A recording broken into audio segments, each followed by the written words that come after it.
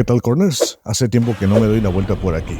Como ya saben, soy Julián y bienvenidos a otro video para el canal. La función que nos reúne el día de hoy es la crítica, reseña de Godzilla Minus One. Sí, lo sé, llegamos un poco tarde, pero es hora de hablar de esta magnífica película.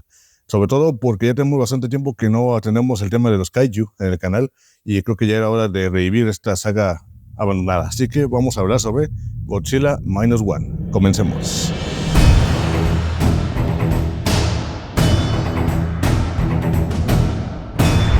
Primero que nada, debo admitir que esta película coincide mucho con las críticas de internet, ya que sí, para opinión de muchos y en lo personal para mí, creo que es la mejor película que salió en el 2023, ya que sinceramente ya hacía falta una buena película de kaijus que involucrara pues a Godzilla y que lo hiciera relucir en su máximo esplendor.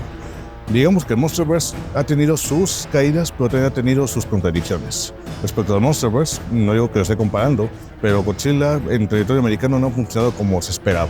Tuvimos un primer tropiezo en 1998 con Zilla, el Godzilla de Nueva York, y aparentemente tuvo una muy buena reseña y sobre todo un buen levantamiento en el cine con Godzilla en el Monsterverse. Pero este Godzilla sí que salvó a todos, ya que al ser un Godzilla 100% de Toho en el territorio japonés donde pertenece, los japoneses sí que saben utilizar muy bien a su propio personaje. Recordemos perfectamente que Godzilla es originario de ahí y solo las películas de Japón triunfan en su propio país. Primero que nada, a mí me gustó muchísimo la esencia clásica y los montones de referencias que hay ahí, porque para los que no lo sepan, sí, hay muchas referencias en la película y yo creo que, no sé cómo lo hicieron, pero creo que es la película con más referencias. Si no me equivoco, en Marvel la película con más referencias ha sido la de Homecoming, y yo creo que ese es el Homecoming, pero del Monsterverse, de los kaiju, ya que aquí hay por donde sea. Incluso me sorprende cómo, a pesar de que se ambiente en un Japón antiguo, esta película logró transmitir y reunir todos los aspectos de los Godzillas antiguos, tanto de Toho, la época de Showa y de los Millennium, en tan solamente una película. Un punto negativo que me gustaría decir es el origen, ya que Godzilla como tal no tiene aquí un origen.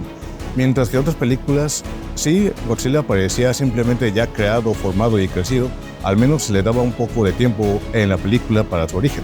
Es el único punto negativo que yo tengo de esa película, porque, bueno, no se explica cómo se hizo, de dónde vino. Hay teorías, pero creo que el origen se debería atender en esa misma película, en la misma entrega, ya que es donde se está presentando al personaje. Por ejemplo, yo recuerdo claramente que hay películas de la época de Showa o de Toho, cuando se usaban botargas, donde también Godzilla ya parecía formado y crecido como una amenaza, pero como repito, mínimo se daba una introducción o se le dedicaban mínimo 5 minutos en la película para dar a entender de dónde había venido. Se decía que era un organismo mutado, que era una criatura prehistórica, pero repito, mínimo le dedicaban un poco de tiempo al origen, y aquí simplemente Godzilla sale de la nada y ya está hecho, solamente como una leyenda urbana. Es decir, cuando sale, solo lo mencionan como un mito entre los pueblerinos. Ya saben, la típica leyenda de que el monstruo del lago Ness o el monstruo del lago o algo por el estilo, que era una leyenda que los productores, o que mejor dicho que los pueblerinos, disculpen, una leyenda que los pueblerinos contaban. Y según teorías, era una especie de dinosaurio que había sobrevivido hasta entonces, pero que con la radiación mutó, y eso es un hecho, ya que si nos podemos revisar ambos diseños, tanto del Godzilla ya mutado como del Godzilla primero con el que se encuentra al principio de la película, podemos notar un cambio mutante en el aspecto. Número uno, porque cuando aparece por primera vez se le nota como un toque prehistórico, como T-Rex, mientras que ya entrando en la película vemos como la radiación de las bombas lo mutaron y lo hicieron de una forma más humanoide. Respecto a las referencias, voy a mencionar unas honoríficas que en serio se tienen que mencionar aquí. Pero podemos notar cómo Godzilla a lo largo de la película crece al estilo de Shin Godzilla, ya que como Shin Godzilla, que iba pasando por diferentes etapas, también fue creciendo de una manera exponencial y bastante monstruosa. Sin mencionar que hay una referencia directa a Shin Godzilla, ya que, como vemos, la forma de caminar de Godzilla, tanto lenta y firme, y con los brazos hacia arriba y casi tiesos, es una forma de decir, esta es una referencia a Shin Godzilla, ya que Shin Godzilla es el único Godzilla que era lento pero firme e indestructible. Sin mencionar también la forma tan lenta pero a la vez fluida de caminar de este personaje. Respecto a los ojos, yo noté una referencia ahí al Godzilla Millennium, ya que Godzilla Millennium tiene esos ojos como de gato, con amarillo y una iris bastante negra, la que representa bastante el empeño y dedicación que le metieron a esa película.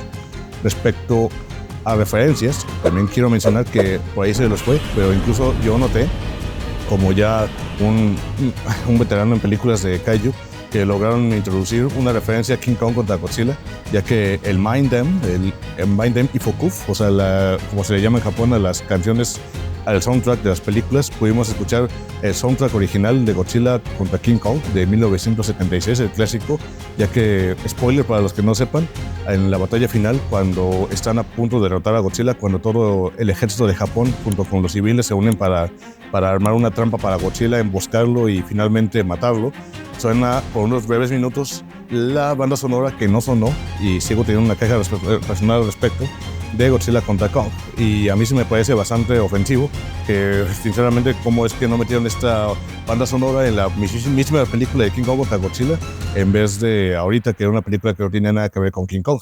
Pero, de hecho, justamente me sorprende porque incluso en la película de 2014 y de King of the Monsters tuvimos el soundtrack original de Godzilla, el Mindem, la marcha de Godzilla como se le conoce, y no tuvimos una referencia al soundtrack original de Kong contra Godzilla. Mientras que aquí, por lo menos, tuvimos un pequeño guiño a esa referencia. Es que durante la batalla de los botes, en la batalla final, se logra escuchar un poquito la música que suena de los indios, pero versión sonora de King Kong contra Godzilla. Esa es una referencia al secreto que creo que había que mencionar aquí. Respecto a la introducción y sobre todo la profundidad, el mensaje profundo de la película, me gustó cómo aquí indagar un poco más en el origen y sobre todo el significado original de Godzilla, ya que recordemos que Godzilla, cuando salió por primera vez en la película de 1954, Godzilla era una referencia o una parodia a la bomba de Hiroshima, representando el miedo que los japoneses sentían por la devastación de la bomba atómica.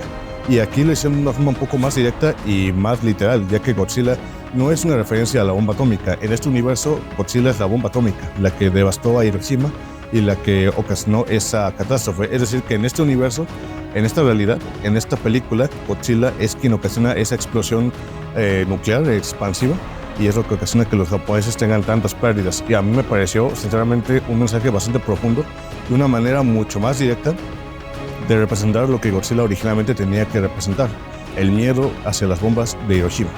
Sin mencionar también que, hablando de referencias, me gustó muchísimo la referencia del tren, de que en la película clásica del 54 de Godzilla aparece en un póster muriendo un tren, ya que vemos cómo literalmente la película muere un tren. Unas de esas referencias que nos demuestran que esa película se hizo con muchísimo cariño y con muchísimo amor.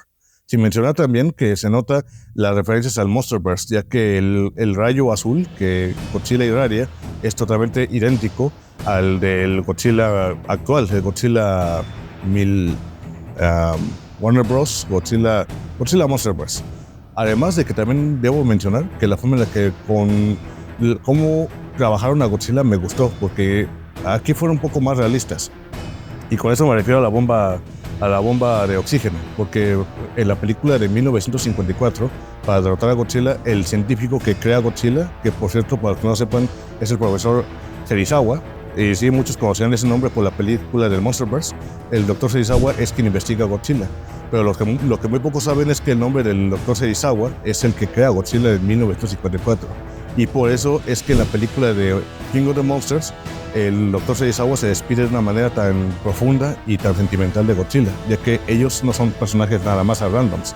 En otro universo o en una realidad alterna, ellos son directamente familia, el papá y el hijo, en cierta forma, obviamente, o sea, no literal, pero el Dr. Serizawa es quien crea Godzilla en una realidad alterna, o sea, en la película del 54, y en este universo del Monsterverse es quien solamente lo investiga. Pero la forma de despedirse representa mucho la conexión que tienen ambos.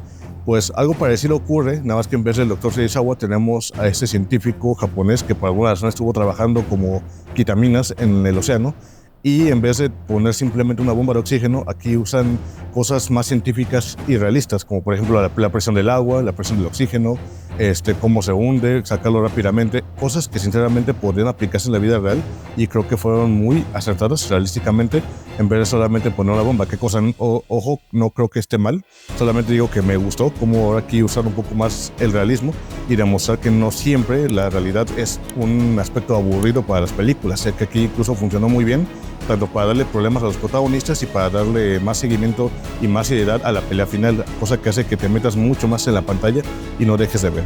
Y como punto final, creo que uno de los puntos más que me gustaron es sinceramente el desarrollo de personajes, ya que en el Monsterverse han metido una inclusión bastante forzada y también han metido bastante controversia respecto al desarrollo de los humanos, ya que le dan más importancia. En la película de 2014 era más sobre Aaron Taylor Johnson y Elizabeth Olsen, armando más a su hijo y más que nada cómo rescatar a tu familia o cómo cuidar a tu familia durante un ataque de un monstruo, en vez de simplemente enfocarse en Godzilla.